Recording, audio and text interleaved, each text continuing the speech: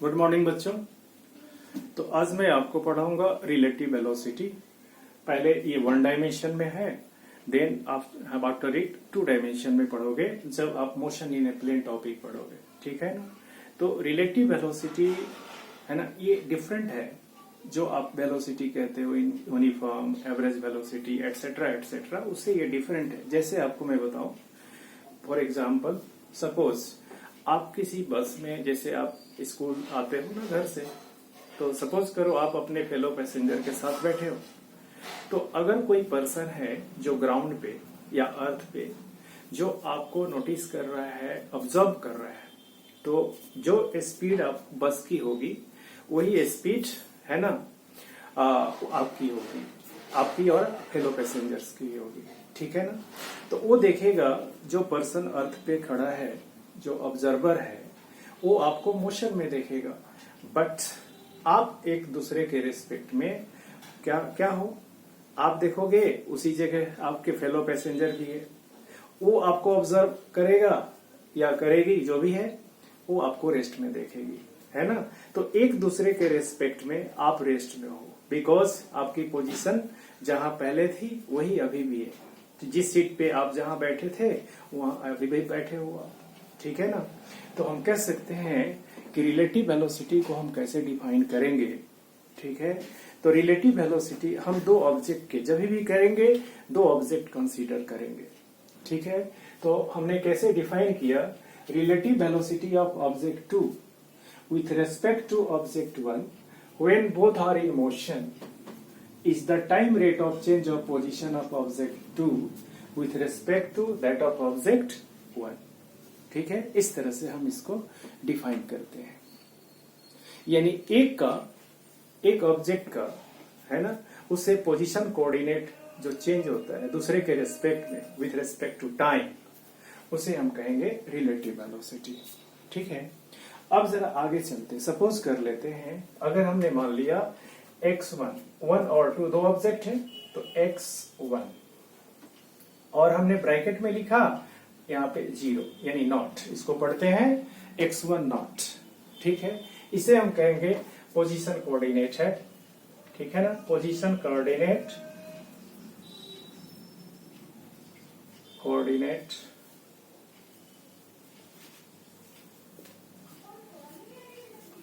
of object 1 at time equal to 0। Initially जो है इसका पोजीशन कोऑर्डिनेट है। इसी तरह x2 0, इसको हम कहेंगे position coordinate of object 2 at time 0। जब टाइम 0 है तो दोनों के पोजीशन कोऑर्डिनेट है। तो आफ्टर टाइम t सपोज कर लेते हैं ऑब्जेक्ट 1 जो है ये v1 वेलोसिटी से अगर मूव कर रहा है और ऑब्जेक्ट 2 भी है ना कुछ अलग वेलोसिटी यानी v2 वेलोसिटी से, बट उनमें कॉमन क्या है, सेम डायरेक्शन है, सेम स्ट्रेट लाइन कह सकते हो, means both are moving in the same direction. और ये जो है ऑब्जेक्ट फर्स्ट का कांस्टेंट वेलोसिटी है मान लेते हैं, और ये ऑब्जेक्ट 2 का कांस्टेंट वेलोसिटी है v2। तो हम कह देते हैं t टाइम के बाद है ना जो पोजीशन कोऑर्डिनेट है ना, पहले का और दूसरे का वो चेंज हो जाएगा। जैसे मान लो हमने कहा x1 और ब्रैकेट में हमने t लिख दिया, मतलब position coordinate of object 1 at time t। बात समझ में आ गई। दिस इज पोजीशन कोऑर्डिनेट, इसको लिखेंगे x1 ब्रैकेट में हमने t कर दिया, ये हो गया पोजीशन कोऑर्डिनेट ऑफ ऑब्जेक्ट 1, ठीक है ना, at t equal to t, यानी time is equal to t time के बाद। इसी तरह सेकेंड वाले का अगर हम लिखें x2 ब्रैकेट में हमने t, तो ब्रैकेट वाला टर्म है ना ये टाइम को डिनोट कर रहा है। अब पोजीशन कोऑर्डिनेट जो है ना, ये पहले वाले का t टाइम पे x1 t है, और t टाइम पे पोजीशन कोऑर्डिनेट जो है क्या है, दूसरे वाले ऑब्जेक्ट का x2 ब्रैकेट में हमने t लिखा है, ठीक है ना। तो आप समझते हो ना, जिसे कोई ऑब्जेक्ट मोशन में है, जैसे x कोऑर्डिनेट तो उसका चेंज होता जाएगा ना, मान लो ओरिजिन पे है तब तो ये 0 हो जाएगा, ठीक है ना। और टी टाइम के बाद तो क्या होता है, टी टाइम के बाद कुछ डिस्टेंस ट्रेवल करेगा, ठीक है। तो उसको हम क्या लिखेंगे, दिस इज इक्वल टू, ये लिखेंगे पोजीशन कोऑर्डिनेट ऑफ ऑब्जेक्ट 2, ठीक है ना। ऑब्जेक्ट, ये पहले वाला 1 था, सॉरी, ये ऑब्जेक्ट 2 एट टाइम t, ठीक है ना, एट टाइम t टाइम पे है, ठीक है।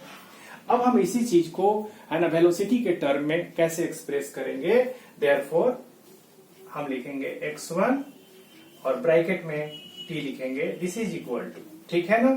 तो इसका इनिशियल पोजीशन यानी position at t equal to 0 अब प्लस डिस्टेंस कितना हो जाएगा, कितना डिस्टेंस ऐड कर देंगे, तो distance is equal to velocity into time. तो इसकी कांस्टेंट वेलोसिटी कितनी है, v1, तो v1 और कितने टाइम में, t टाइम में, तो v1t हो जाएगा, ठीक है ना।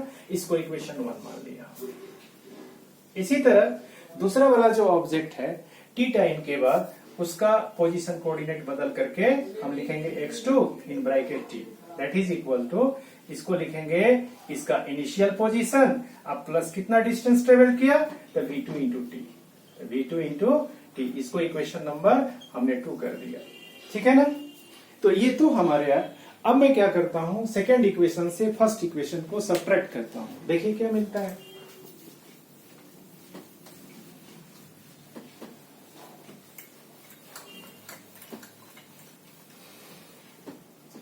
Subtracting equation first from equation second, तो हम लिखेंगे x2 t अब minus x1 t, left side को पहले सब्ट्रैक्ट किया और राइट साइड को करते हैं, तो x कोऑर्डिनेट में से x कोऑर्डिनेट को माइनस करेंगे, वेलोसिटी कोऑर्डिनेट्स में से वेलोसिटी को, तो इसमें से ये माइनस हो जाएगा, तो x2 in bracket that is 0 अब minus x1 in bracket that is 0, ठीक है, और प्लस यहां पे लिखेंगे t दोनों में कॉमन है, तो v2 minus v1, v2 minus v1 i into T, हो गया ना ये।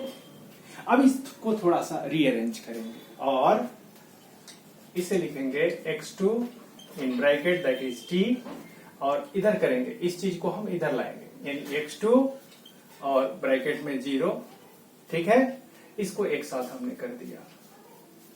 फिर हमारे पास x1t है, तो माइनस ले लिया हमने और लिखा हमने x1 इन ब्रैकेट t, और इधर आएगा तो ये प्लस हो जाएगा, माइनस कॉमन लिया तो माइनस हो जाएगा, x1 in bracket that is 0 और प्लस इधर दैट इज इक्वल टू, सिर्फ आपको क्या बच गया, ये वाला टर्म, यानी v2 minus v1 i into T, ठीक है। तो अब जरा देखिए ये क्या है, चेंज इन पोजीशन, और कितने टाइम में हुआ, टी टाइम में हुआ, तो इसी को कहेंगे ना displacement, displacement of object 2 in time t, तो लिखेंगे इसको displacement of object 2 in time t, in time t, अब माइनस इसको लिखेंगे change in position of object first, तो इसको क्या कहें, displacement of object 1 in time t, that is equal to v2 minus v1, right side में जैसे तो ऐसे v1 माइनस v है ना, v2 minus v1 into T, ठीक है। अब जरा देखिए यहाँ पे, तो ये क्या हो गया, एक के डिस्प्लेसमेंट में से दूसरे के डिस्प्लेसमेंट को माइनस करें, तो इसको हम कहते हैं relative displacement of object 2 with respect to object 1, कितने टाइम में, इन टाइम t, तो लिखेंगे this is relative displacement of object 2 with respect to object 1 in time t is equal to v2 minus v1 i into t. अब मैं क्या करता हूं, इधर से t से इधर डिवाइड कर देता हूं, तो दैट इज इक्वल टू, है ना, क्या करेंगे, इसी t को हटाएंगे और यहां पे लिखेंगे, है ना, t कर देंगे, ठीक है ना। तो क्या हो जाएगा आप देखो अब, तो ये हो गया relative displacement of object 2 with respect to object इन टाइम t में है, तो t से अब डिवाइड कर दिया तो क्या हो गया, अब तो है ना relative displacement of object 2 with respect to object 1, तो एक पर यूनिट टाइम हो गया ना, तो इसी को क्या कहेंगे, that is called relative velocity. तो हम लिखेंगे that is relative velocity, relative velocity of object 2 with respect to object 1,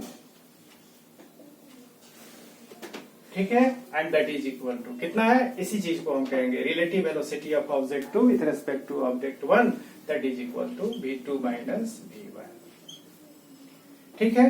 तो अब क्या देखा आपने, relative velocity of object 2 with respect to object 1, मतलब जिसके रेस्पेक्ट में वेलोसिटी निकालनी है ना, उस वेलोसिटी को सब्ट्रैक्ट करना होगा। तो किसके रेस्पेक्ट में, ऑब्जेक्ट 1 के रेस्पेक्ट में। तो क्या हम क्या कहेंगे, velocity of object 2 minus velocity of object 1। अगर मैं कहूं relative velocity of object 1 with respect to object 2, तो क्या हो जाएगा, v1 माइनस v2, यानी 1 की वेलोसिटी में से जिसके रेस्पेक्ट में निकालना है, तो उसको क्या करेंगे, इसी चीज को हम नोटेशन में ऐसे लिखते हैं v21। इसका मतलब हो गया relative velocity of object 2 with respect to object 1, this is equal to v2 minus v1। इसी तरह कहेंगे relative velocity of object 1 with respect to object 2, that is equal to, तो जिसकी वेलोसिटी है तो रिलेटिव वेलोसिटी ऑफ 1 है ना, relative velocity of object 1 with respect to object 2, तो हम क्या करेंगे, है ना, जो 1 की वेलोसिटी है उसमें से 2 की वेलोसिटी माइनस करेंगे, तो v1 माइनस v2, ठीक है ना। तो इस तरह से आप याद रखना, ठीक। तो ये हुआ रिलेटिव वेलोसिटी। अब जरा देखते हैं पोजीशन टाइम ग्राफ, इसके लिए देखते हैं रिलेटिव वेलोसिटी के कंटेक्स्ट में, रिगार्डिंग रिलेटिव वेलोसिटी। अब जरा है ना पोजीशन टाइम ग्राफ की बात करते हैं। सपोज करते हैं कि अगर आपका दोनों की वेलोसिटी अगर बराबर इक्वल हो, अगर हमने मान लिया इफ सपोज, पहला देखते हैं, if v1 is equal to v2 या v2 is equal to v1, एक ही बात है ना। दिस इंप्लाइज हम क्या लिखेंगे, that is v2 minus v1 is equal to 0। मतलब relative velocity of object 2 with respect to object 1, that is equal to 0 है। जैसे मैंने कहा बताया था ना कि जब दोनों की वेलोसिटी इक्वल हो, दोनों ही मोशन में है इन द सेम डायरेक्शन, तो एक दूसरे के रेस्पेक्ट में वो रेस्ट लगेगा, तो इसीलिए 0 आया, ठीक है। Relative velocity of object 2 with respect to 1, that is 0, ठीक है। तो इसको हम पोजीशन टाइम ग्राफ को कैसे दिखाएंगे, जैसे सपोज करिए हमने यहां हमारे पास हो गया एक्स एक्सिस में हमने टाइम ले लिया, इधर की तरफ टाइम, और वाई एक्सिस में हमने ले लिया पोजीशन। तो सपोज कर लेते हैं जो पहला ऑब्जेक्ट है उसका इनिशियल पोजीशन ये है, ये ओरिजिन है, ये पोजीशन है, ठीक है ना, इनिशियल पोजीशन। तो x1 हम लिखेंगे 0, और दूसरा वाला ऑब्जेक्ट जो है ना उसका पोजीशन है x2 0, ये इनिशियल पोजीशन, मतलब टाइम जब 0 है तो दोनों का ये पोजीशन है। और सपोज कर लेते हैं इसका पोजीशन टाइम ग्राफ है पहले वाले का, अगर मान लेते हैं इस तरह से, ऐसे है, मतलब टाइम के साथ साथ पोजीशन आपको इसका चेंज हो रहा है, ठीक है ना। तो दूसरा ऑब्जेक्ट क्या ऐसा दिखेगा कि दोनों का जो पोजीशन टाइम ग्राफ क्या हो जाएंगे, and a straight line parallel to each other. कहने का मतलब जब दोनों सेम है, जिसे आप दोनों साइकिलिंग कर रहे हो, सेम डायरेक्शन में कर रहे हो, तो जितने डिस्टेंस पे एक से दूसरे हो ना, वो टी टाइम के बाद भी, यानी कुछ है ना टाइम के बाद सेम वही डिस्टेंस रहेगा, यानी दोनों के बीच में जो पोजीशन का जो है ना चेंजेज आएगा वो क्या रहेगा, हमेशा सेम रहेगा। तो कहेंगे the position time graph of the two object, ये पहला ऑब्जेक्ट है, ऑब्जेक्ट 1 है, ये ऑब्जेक्ट 2 है ना, आर स्ट्रेट लाइन्स, ठीक है ना, ये स्ट्रेट लाइन्स है ना, separated by the same distance, और उनके बीच का सेपरेशन क्या है, सेम है हमेशा, ठीक है ना। इसी तरह अगर हम सपोज कर लेते हैं दूसरा जो है, अगर v2 is greater than v1, इस केस में देखो, यानी कहने का मतलब जो है इसमें लिखेंगे, यानी v2 minus v1 that is equal to, है ना, क्या लिखेंगे, ये बड़ा है तो बड़े में से छोटे को माइनस करेंगे तो पॉजिटिव लिखेंगे, है ना, पॉजिटिव। कहने का मतलब जो है इस तरह से ग्राफ होगा इनका, पोजीशन टाइम ग्राफ। आप ऐसे देखोगे, इधर की तरफ हमने टाइम ले लिया और इधर की तरफ हमने पोजीशन ले लिया, इधर की तरफ पोजीशन वाई एक्सिस में।